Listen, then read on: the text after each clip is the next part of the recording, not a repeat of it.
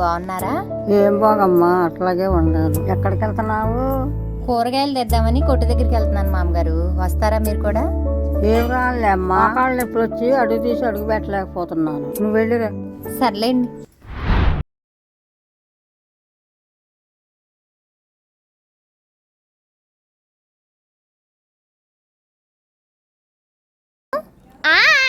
మా అమ్మగారికి మోకాళ్ళ నొప్పులు అన్నారుగా, నీతో షటిల్ బానే ఆడుతున్నారు. సర్జరీ ఏమన్నా చేయించారా? బాను సర్జరీ కాదు, ఇంజెక్షన్ ద్వారానే తగ్గిపోయింది. అవునా?